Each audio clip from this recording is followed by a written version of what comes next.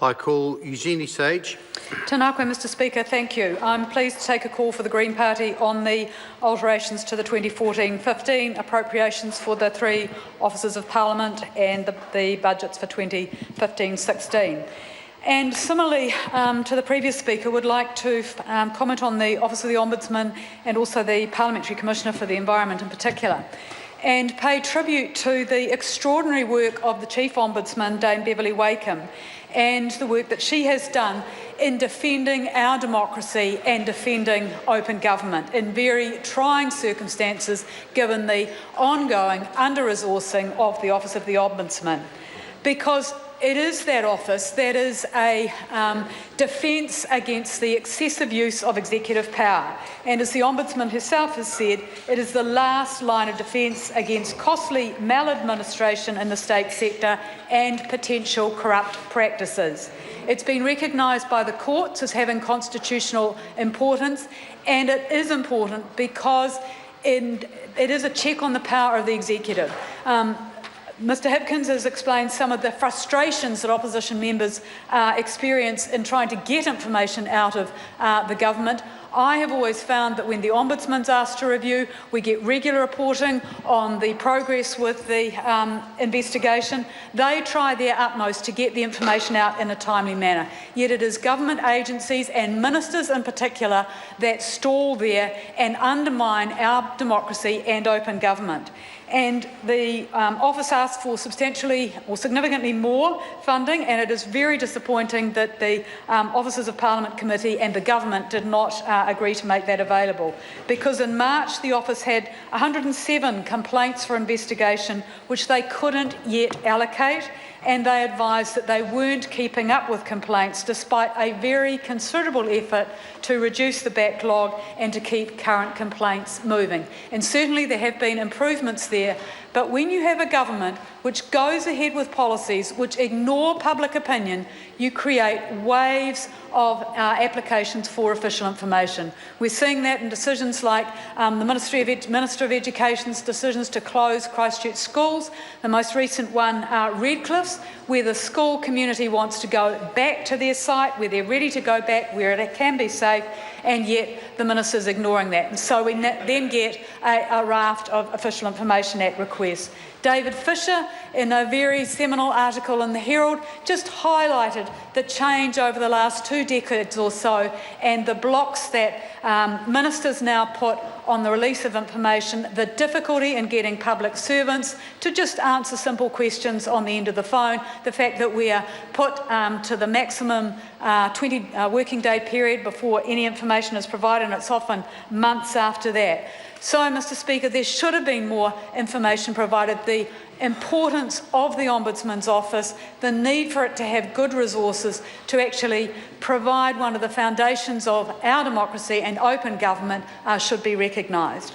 Would also like to comment on the Parliamentary Commissioner for the Environment, the public and Parliament's independent environmental watchdog, and it does an amazing amount of work in terms of the substantial investigations it undertakes, the reports that it provides to the Parliament, the update reports, one of which was tabled today.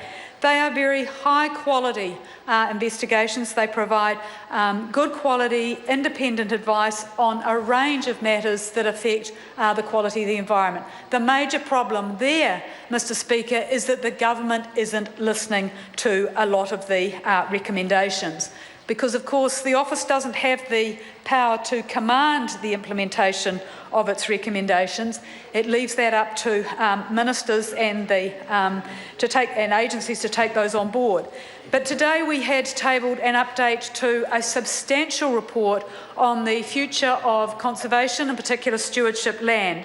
And that has been a much neglected problem in the Department of Conservation since it was established, which successive governments have failed to respond to adequately. And of course, stewardship land makes up 1/3 of the Department of Conservation estate. It's got the weakest form of legal protection, and the Parliamentary Commissioner recommended that it be reviewed. Certainly the Minister has set in train a review, but there's been very little progress in actually changing the status of stewardship land. Only one area, a small area of 12,000 hectares on Great Barrier. So we have stupid situations arising, like the dinosaur proposal for a Haast Hollyford Road in South Westland. That area is part of the South West New Zealand World Heritage Area. It's been recognised internationally as having outstanding biological, ecological and geological and evolutionary values, and yet it's only stewardship land. And the Haast Hollyford Road proposal threatens to become a formal proposal because the status of the land hasn't been reviewed. It deserves part of it to be national park, and yet the government hasn't taken any significant action to have the New Zealand Conservation Authority undertake a national park investigation there. Another one of the significant investigations that the Parliamentary Commissioner is doing is around sea level rise. And there'll be a report later this year, which this appropriation will help fund the work for that, looking at the potential extent of sea level rise. And it is ridiculous, Mr. Speaker, that an office like the Parliamentary Commissioner, with a staff of only 20, a budget of only 3.2 million, the smallest of the offices of Parliament, is having to do the first nationwide mapping of the potential extent of sea level rise. We've got a Ministry for the Environment which has failed to update its advice to local authorities on sea level rise since when? 2008. So the small officer of Parliament is having to do the work that the Ministry should be doing. And one of the other major investigations the office has done is into land use and water quality, to try and get MPs, the Parliament and the public to better understand the science of land use and water quality and the impacts of nutrient losses. But what is the government doing?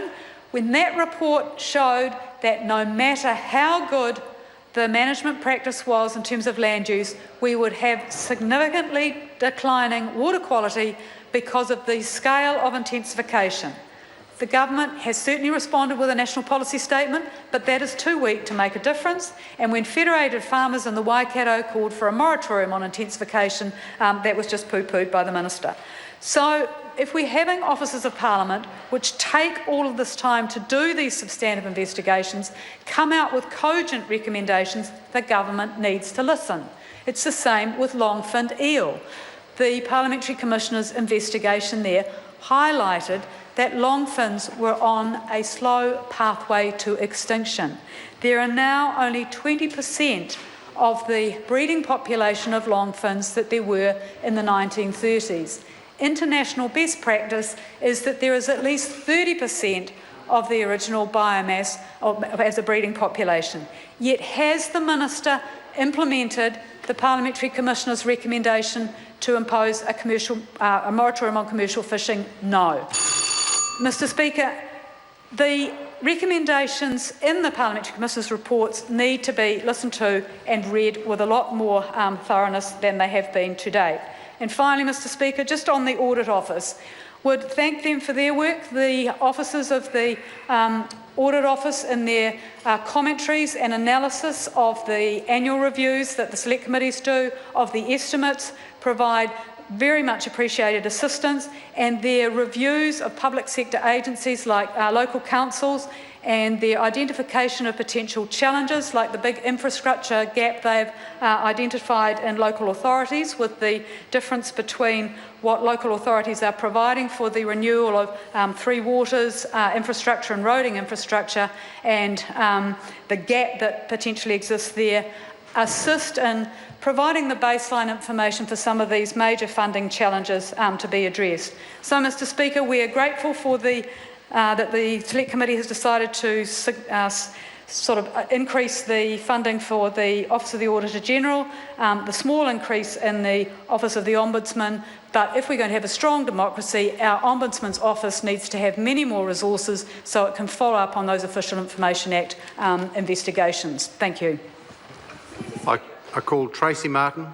Mr. Speaker,